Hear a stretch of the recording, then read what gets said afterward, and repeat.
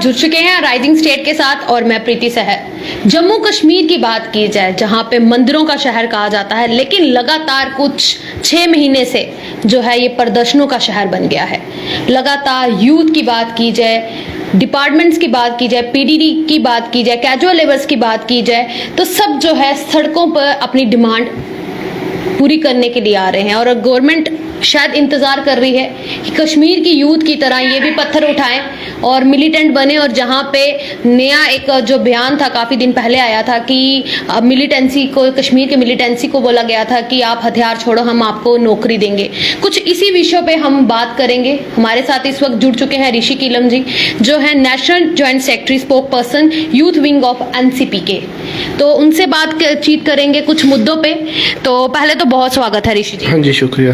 तो ऋषि जी क्या कहना चाहेंगे, जिस तरीके से लगातार सेंट्रल से जो है ऑर्डर्स आ रहे हैं जम्मू कश्मीर में और उस पर पास किया जा रहा है, और लगातार कल का अगर बात की जाए तो कल एक नया ऑर्डर पास किया गया है कि 48 ईयर्स में जो है रिटायर हो जाएंगे जो जे.एंड.के एम्प्लॉइज होंगे, जो गवर्नमेंट एम्प्लॉइज होंगे। उस पर क्या कहेंगे आप? देखिए, पहले ही आप जानते हैं कि काफ़ी टाइम से यूथ हमारे जे.एंड.के की बात कर रहा हूँ मैं, सफ़र कर रहे हैं। चाहे वो डेली वेजर्स हो, चाहे कोई भी आप ले लीजिए डिपार्टमेंट, सफ़र कर रहे हैं, सड़कों पे है, धरना प्रदर्शन कर रहे हैं। तो ये काफ़ी दुख की बात है कि केंद्र सरकार जो है वो ऐसे लॉज यहाँ पे इम्प्लीमेंट कर रहे हैं कि जो कि यूथ के हित में नहीं है। तो ये काफ़ी दुख की बात है। पहले उनको कॉन्फिडेंस में युवाओं को लेना चाहिए। पहले उनको जो भी वो ऑर्डर पास कर रहे हैं वो पहले लोगों के बीच में लेके आना चाहिए। तो वो एकदम क्या करते हैं कि वो तानाशाही वाला रूल जो है वो उसको लाते हैं, ये जी इम्प्लीमेंट हो गया, आज से ये स्कीम है, आज से ये ऑर्डर है। तो ये नहीं चलेगा। लोगों को ये जानबूझ के प्रोवोक कर रहे हैं, यूथ को सड़कों पे आने के लिए मजबूर कर रहे हैं। खासकर जो देखिए हमारी युवा पीढ़ी है, उनको मजबूर कर रहे हैं कि वो भी कश्मीर बेस्ड की तरह वो भी पत्थरबाजी करे, वो भी अपनी जो शर्तें हैं उसको मनवाने के लिए। आखिरकार कब तक चलेगा ये? देखिए, एलजी साहब अच्छा काम कर रहे हैं, इसमें कोई डाउट नहीं है, लेकिन एलजी साहब को पहले युवाओं को कॉन्फिडेंस में लेना चाहिए कि क्या हम ये चीज़ कर रहे हैं ये सही है या गलत है। तो पहले इस पर एक मीटिंग्स होनी चाहिए। ऐसे नहीं कि सेंटर से कोई लॉ आया तो उसको यहाँ इंप्लीमेंट कर दिया, ये नहीं चलेगा। आखिरकार ये बताइए, तानाशाही रूल हो रहा है यहाँ। बात की जाए, रातों रात जो है फैसले यहाँ पे लिए जाते हैं और जम्मू वासियों के ऊपर थोप दिए जाते हैं। मिलिटेंसी की अगर बात की गई, जिस तरीके से मैंने पहले ही बोला कि हथियार छोड़ो, हम आपको नौकरी देंगे, तो कैजुअल लेबर्स की बात की जाए, उनकी नौकरी पक्की नहीं हो रही है। पीडीडी डिपार्टमेंट की बात की जाए, उनकी नौकरी पक्की की नहीं जा रही है। उस पर गौर क्यों नहीं कर रही? उस पर देखिए, जितनी भी ये बैकडोर एंट्रीज है जो आज डेली वेजर सफर कर रहे हैं, ये सारा और सारा ये जो हमारे सियासत जो लीडर्स है, पॉलिटिशियंस है, नेशनल कॉन्फ्रेंस पीडीपी के टाइम की, ये सारे उसी दौरान के लोग जो इस टाइम सफर कर रहे हैं सड़कों पे, ये उसी टाइम के हैं। पहले तो मैं ये पूछना चाहता हूँ, बैकडोर एंट्रीज हुई कैसे? जो डेली वेजर्स लगे उनके साथ उस टाइम एग्रीमेंट क्या हुआ? तो आखिरकार हम ये चाहते हैं कि जो उनकी डिमांड्स है, जो डेली वेजर्स की डिमांड्स है, जो हमारे युवा इस टाइम सड़कों पे, पंचायत वाले सड़कों पे, पीएचई डेली वेजर सड़कों पे, उनकी जो जायज मांगे उस पर कोई सुनवाई हो। ये नहीं कि आप आए, आश्वासन दे दिया आपने कि हाँ जी आपकी डिमांड पूरी होगी, आखिरकार पूरी होगी या करो, उसमें डिफरेंस है। तो हम यही चाहते हैं, यही मांगे हमारी कि लोग सफर ना करें, युवाओं को सफर ना करें। ऑलरेडी आप देखिए कोविड की वजह से भी काफी देर से सफर कर रहे हैं, और हमारी रियासत की जो हालत है ये सिर्फ और सिर्फ नेशनल कॉन्फ्रेंस और पीडीपी की वजह। ऋषि जी, मैं यहाँ पे काटना चाहूंगी बात। आपने कहा एनसीपी और पीडीपी की सरकार के दौरान बैकडोर एंट्रीज हुई। भाजपा की सरकार भी जो रही है वहां पे तो वही बैकडोर एंट्रीज हुई है, उस पर क्या कहें? बैकडोर एंट्रीज हुई है। देखिए, इस स्टेट की तबाही जो हुई है नेशनल कॉन्फ्रेंस के दौरान हुई है। कश्मीरी पंडितों के साथ जो जुल्म हुए वो नेशनल कॉन्फ्रेंस के दौरान हुए। कश्मीरी पंडित मारे गए, रेप्स हुए, वो नेशनल कॉन्फ्रेंस के दौरान हुए। उस टाइम ये सियासत लीडर्स कहाँ थे? फारूक अब्दुल्ला। हम ये कहना चाहते हैं, इस देश का अगर कोई गद्दार है वो है नेशनल कॉन्फ्रेंस के डॉक्टर फारूक अब्दुल्ला, जो खाते हिंदुस्तान के हैं, घर बनाते हिंदुस्तान की जमीन में और पेंशन लेते हिंदुस्तान का और बात करते चाइना की। ऐसे जयचंद को इस हिंदुस्तान से बाहर फेंकना चाहिए। ऐसे नेशनल कॉन्फ्रेंस को मैं इलेक्शन कमीशन ऑफ इंडिया से और होम मिनिस्ट्री से ये अपील करना चाहता हूं कि ऐसे एंटी नेशनल पॉलिटिकल पार्टी जो नेशनल कॉन्फ्रेंस है उस पर बैन लगाना चाहिए, और डॉक्टर फारूक अब्दुल्ला पे एंटी नेशनल के तहत सख्त से सख्त कार्रवाई करनी चाहिए। आज जो कश्मीरी पंडित, आज जो हिंदू सफर कर रहे हैं, कश्मीर के लोग सफर कर रहे हैं, कश्मीर के युवा सफर कर रहे हैं, जो स्टोन पेल्टिंग के दौरान उन पे पैलेट गन्स यूज किए गए, उस टाइम महबूबा मुफ्ती रेस्पॉन्सिबल है, उसकी रेस्पॉन्सिबल अगर है तो डॉक्टर फारूक अब्दुल्ला, उमर अब्दुल्ला, ये सब। और आज बात करते हैं कि गुपकार डिक्लेरेशन की, आज बात करते हैं कुछ, ये इन्होंने 70 साल लोगों को गुमराह किया, इन्होंने 70 साल लोगों को लूटा। और रही बात पीडीपी बीजेपी की, बीजेपी में मैं ये मैं कहूंगा बीजेपी ने जो दावे किए थे वो सारे खोखले थे। भारतीय जनता पार्टी ने जितना कहा कि हम वो करेंगे ये करेंगे, उन्होंने कुछ नहीं किया। जब 3 साल उन्होंने पीडीपी का साथ दिया, क्या उनको पता नहीं था कि पीडीपी ने क्या किया जम्मू कश्मीर रियासत के साथ, युवाओं के साथ क्या किया मुफ्ती साहब ने? उनको नहीं पता था फारूक अब्दुल्ला ने क्या किया, कश्मीर बेसिक लीडर्स ने क्या किया? तो उन्होंने उनका साथ क्यों लिया? आज ये बीजेपी के कुछ लीडर कहते हैं हमने जी डेवलपमेंट के लिए ये उनका साथ लिया। तो 3 साल तक तो तुम अच्छे थे, deputy CM BJP, minister BJP के, तब महबूबा मुफ्ती ठीक थी। और ये एक ही थाली के चट्टे पट्टे हैं, ये सारे एक जैसे हैं। मैं चाहता हूं जितनी इंक्वायरी नेशनल कॉन्फ्रेंस और पीडीपी पे हो उतनी ही भारतीय जनता पार्टी के लीडर्स पे भी हो, उनकी प्रॉपर्टीज पे, उनकी एसेट्स पे लोगों के सामने आए कि उन्होंने जम्मू को कितना लूटा, उन्होंने कश्मीर को लूटा और इन्होंने जम्मू के युवाओं को लूटा और जम्मू के लोगों को लूटा। बात की जाए फारूक अब्दुल्ला की, आपके अभी दौरा किया आपने कश्मीर का, 6 दिन आप वहां पे रहे, तो क्या आपकी कोई मीट हुई उनके साथ? देखिए मैंने वहाँ लोगों की समस्या जानी, मैं वहाँ गया ग्राउंड लेवल पे, मैंने देखा डेवलपमेंट तो जीरो है। डेवलपमेंट की बात करें, डेवलपमेंट कुछ भी नहीं है। कहाँ पे आपको लगा जीरो है डेवलपमेंट? डेवलपमेंट की आप सिटी की हालत देख लीजिए, आप बिजनेस में जाके देख लीजिए बिजनेस क्या है, आप शिकारा वालों की हालत देख लीजिए, आप टूरिज्म की हालत देख लीजिए, दुकान वालों की हालत देख लीजिए, आप रेजिडेंसी रोड जाइए, आप वहाँ लाल चौक जाइए, वहाँ लोगों की कंडीशन देखिए। बिजनेस क्या है? बिजनेस कुछ भी नहीं है, टूरिज्म है ही नहीं। तो आप कुपवाड़ा बेल्ट जाइए, आप टंगमरग साइड जाइए, आप बाकी अनंतनाग साइड जाइए, आप लोग बिजनेस प्रोफाइल जो लोग हैं उनकी कंडीशन देखिए। ये नहीं कि ये लीडर्स जो है, और आज जो ये कंडीशन हुई है सिर्फ और सिर्फ इन लीडर्स की वजह से, सिर्फ नेशनल कॉन्फ्रेंस की वजह से। इस जम्मू कश्मीर रियासत की अगर कुछ हालत खराब हुई है तो सिर्फ पीडीपी और नेशनल कॉन्फ्रेंस मेन रेस्पॉन्सिबल। लगातार जो है यहाँ पे नजरबंद किए गए थे कुछ नेता, उनको रिहा कर दिया गया, और लगातार जो उनकी बयानबाजी है काफी ज्यादा एंटी नेशनल है, उसके बारे में क्या कहना? देखिए बड़े दुख की बात है कि मैंने फिर से यही कहा कि सीएम बनेंगे इस हिंदुस्तान के, रियासत जम्मू कश्मीर के, मिनिस्टर बनेंगे इस रियासत के, पेंशन लेंगे इस रियासत के, घर बनाएंगे इस रियासत में, और बात करते हैं पाकिस्तान की, बात करते हैं चाइना की। ये इनका शरीर तो इधर है, दिल इनका पाकिस्तान में है, दिल इनका चाइना में है। ये इसलिए नहीं कर रहे, ये लोगों को प्रोवोक करते हैं क्योंकि इनको पता है कि 370 के नाम पे इन्होंने 70 साल लोगों को लूटा, लोगों को गुमराह किया। अब इनके पास कुछ है नहीं लोगों के बीच में आने के लिए। किसी ने डिवाइड कर दिया, कोई अपनी पार्टी की तरफ चला गया अल्ताफ बुखारी, कोई किसी की तरफ चला गया, इसलिए इन्होंने अब लोगों के बीच में आने के लिए ये गुपकार डिक्लेरेशन का एक और बहाना कर दिया।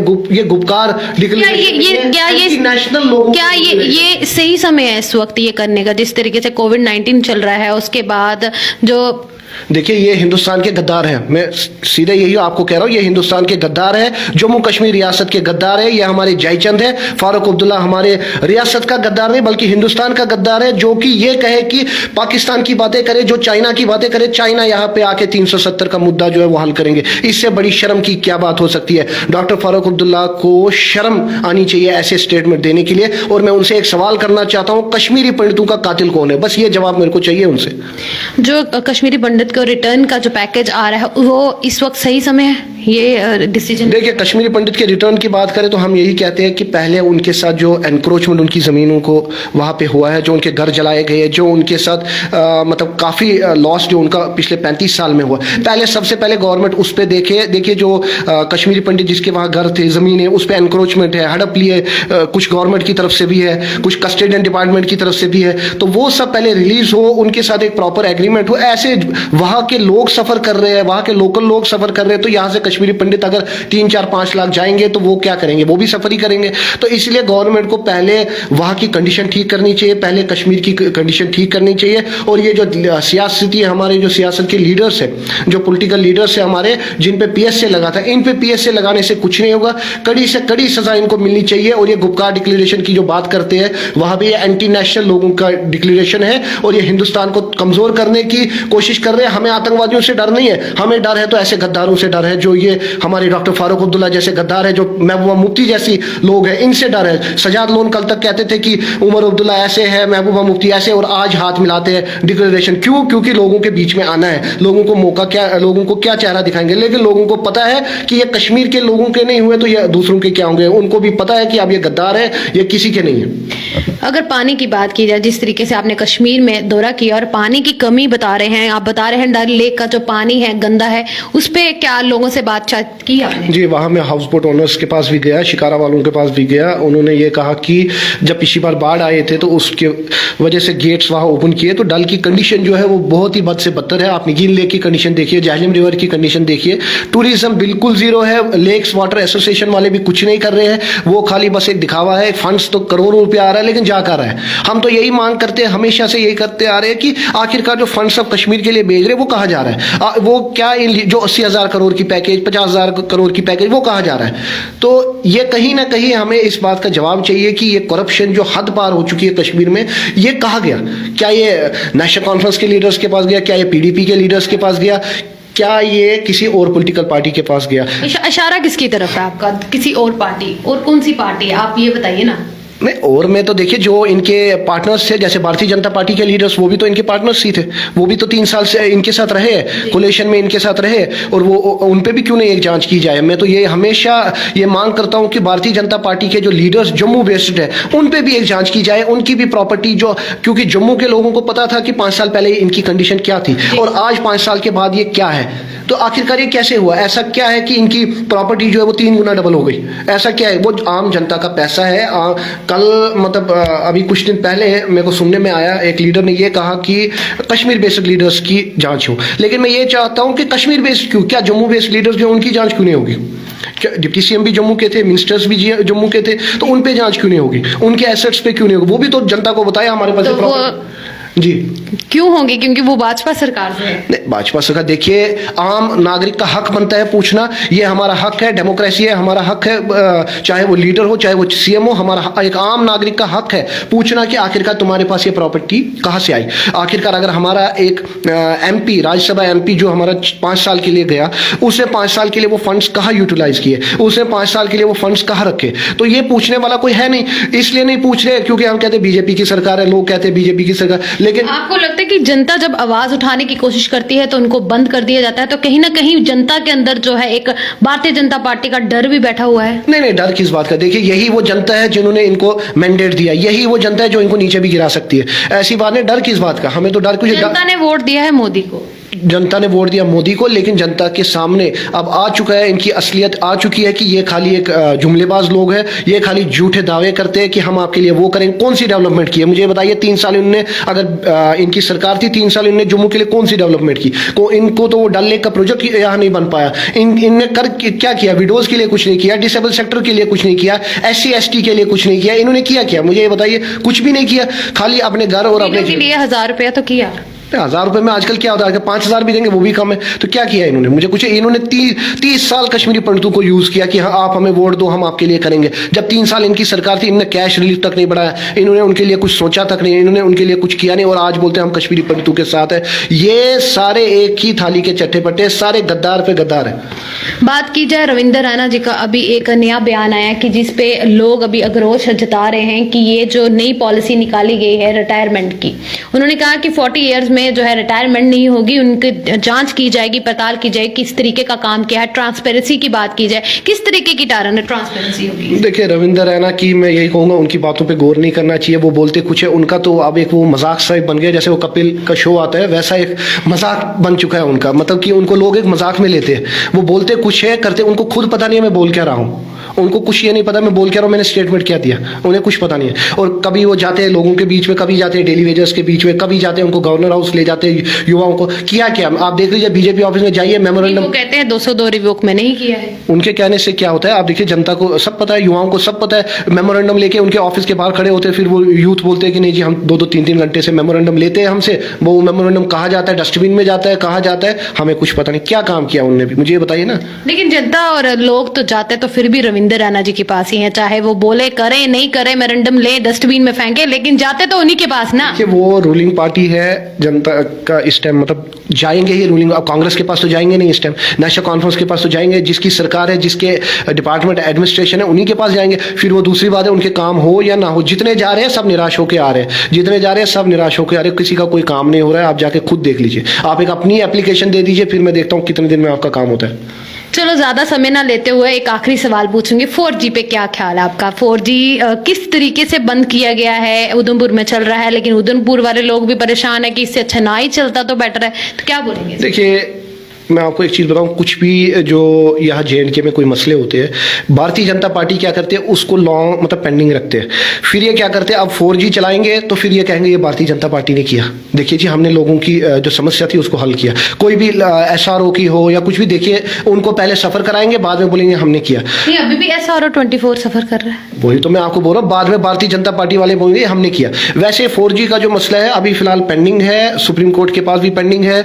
तो मैं यही कहूँगा कि अब इस पे बात करना ही फजूल है, क्योंकि लोग अब भूल भी चुके हैं इस मैटर में। यूथ नहीं भूलती है, लोग भूल चुके होंगे, यूथ नहीं भूलती है। नहीं, यूथ को देखिए, यूथ सफर इसलिए यूथ ने ज्यादा सफर किया क्योंकि पढ़ाई के लिए था, फॉर्म्स फिल करने थे, ऑनलाइन पढ़ाई थी, ऑनलाइन एग्जाम्स थे, उसमें सफर किया। लेकिन मैं अपील करूंगा फिर भी LG साहब से, मैंने लेटर भी अभी लिखी है कुछ दिन पहले LG साहब को कि युवाओं को सफर ना कराए, जल्द से जल्द इस पे कुछ ना कुछ कार्रवाई करें।